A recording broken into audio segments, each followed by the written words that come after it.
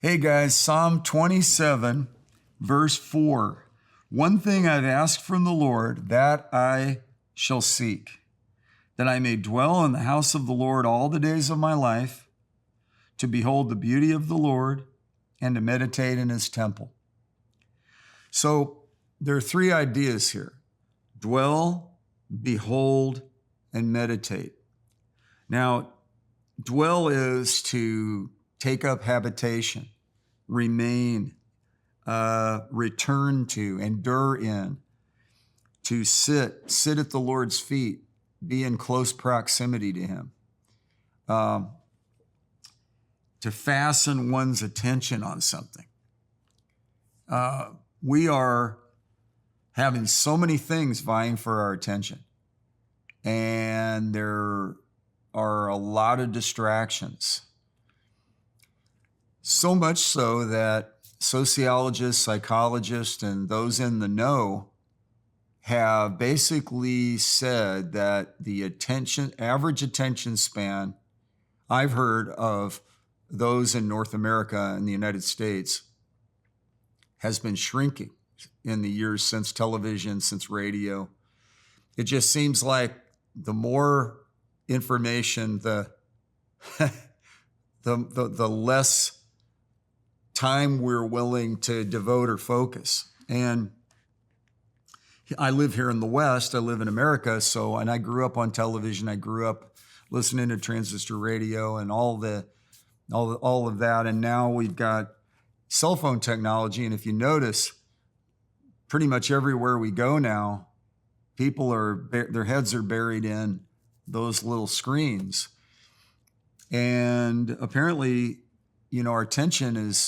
our ability to pay attention and focus has been impacted. But David, who I think could have been distracted not by electronics, as he didn't have them yet, maybe not even by amusements, but by war. He was in a battle. His circumstances were bearing down on him, and he just had to just say, wait a minute, I'm a warrior, yes, and I'm a king, yes, and I have responsibilities, yes, but one thing I'm really craving is to maintain my close connection to the Lord. I've been listening to George Harrison, the rhythm guitarist for the Beatles, lead guitarist too.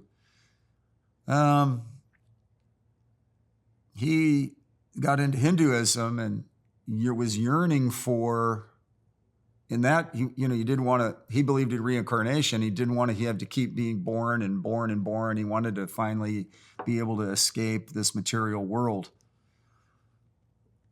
And I was listening to that, and I had become a Christian early in the 70s. So I felt such resolve, like, no, we're appointed to die once, and after this comes judgment. And so, I don't see there's no support for reincarnation in the Bible. There is support for a new birth where we get a new life, but it's all to be focused on and devoted to this particular thing, this one thing, that I want to dwell in the house of the Lord. I want to behold the beauty of the Lord.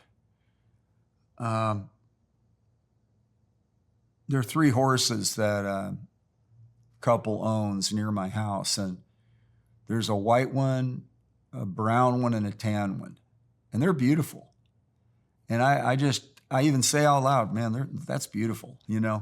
I'm grateful that, in this season right now, it's summer. So the trees all have these dark, luscious, various colors of green. And they're just really, and it's been raining a lot. So everything is just bright, and even the grass is green, and it's just a beautiful thing. And I love looking in my wife's face and I just study it. When I was lost at sea in New Zealand and I was out in the ocean, I envisioned my wife's face because I just like it so much. And David is basically envisioning God and his holiness and his glory and his presence and his personhood. And he's saying, I want to behold, I want to see and look upon and gaze at. Now, the definition for gaze is to look steadily, intently, and with fixed attention. To look steadily, intently, and with fixed attention.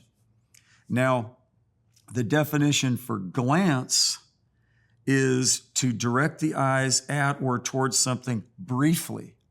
So gaze is this steady, fixed eyes, steadiness on something, studying something. Glance is like, and here's a quick story in 1 Samuel chapter 17. Goliath of Gath, the Philistine 9-foot-tall warrior, is mocking the armies of God. And there's a group of Philistines on one mountain, and there's a group of Israel on the other mountain. And Israel is seized by fear. And this guy's coming out morning and night mocking the armies of Israel. And then David comes along as a teenager to bring food to his brothers and see how they're doing on the battlefield. He lives farther away in the security of his father Jesse's home, and he's tending to the flocks of sheep that he's responsible for at this particular season of his life. And he gives responsibility to the sheep to someone else, and he goes and makes this trek to the battlefield. And he, upon hearing Goliath mocking, he says, "What's in it for the person that defeats this monster, this giant?" And the daughters, the wife, the king's daughter's hand in marriage can become your wife, and then I don't know what else, whatever else he named off. But here's what I believe happened. I believe Israel got to a place where they were gazing at their problems, steadily looking at Goliath for hours on the day and just glancing at God. Whereas David came in having just been gazing at God. The Lord is my shepherd, I shall not want. He makes me lie down in green pastures. He leads me beside quiet waters. He restores my soul. And he came in with that focus. And so I think Israel was gazing at their problems and glancing at God, whereas David was gazing at God and just glancing at Goliath, glancing at the problem. He was like, what is this uncircumcised Philistine doing mocking the armies of the living God? The living God, heavy, bold italics on the living God, and little fine print, this puny little, circumstance. And I think glancing is just to read quickly or just skim read the situation. David was gazing. He didn't want to skim read his relationship with God. He wanted to really gaze at, contemplate, perceive, direct his eyes to fix them upon a central object of life. And this is reminiscent for me of Proverbs 4:25, where it says, "Let your eyes look directly ahead and let your gaze be fixed straight in front of you."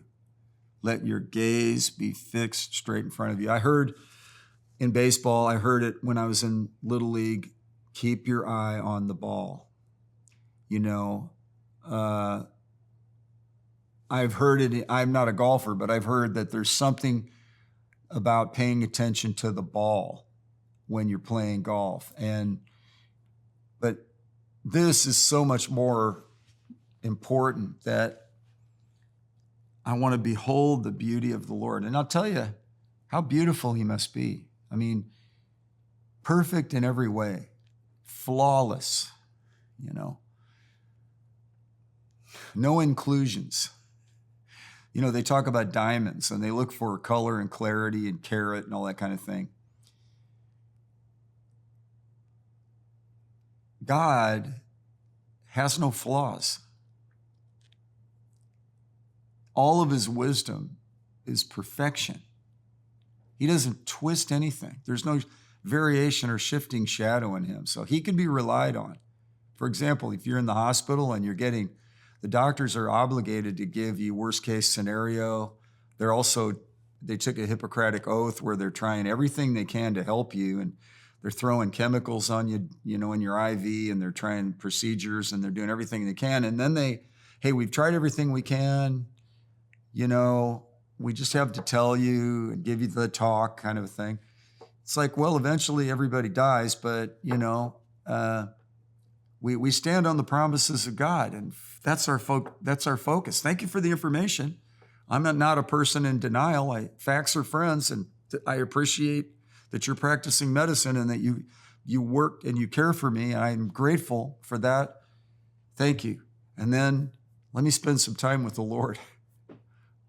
This one thing I want to do is behold your beauty, and it's beautiful that you bore my sins, you carried my diseases, you redeemed my life from the pit, and you can crown me with compassion and mercy and so forth. So Lord, I thank you for that. And I pray you help us to stay focused on you, Lord Jesus. Help us not to be distracted. I pray that as you finish this, turn it off, spend a bit of time with the Lord. If you're in the car, turn everything off. Just pray in the Spirit, pray with your understanding, talk to God about your day, cast your cares on the Lord, invite him in for wisdom, and he'll give it to you. God bless you.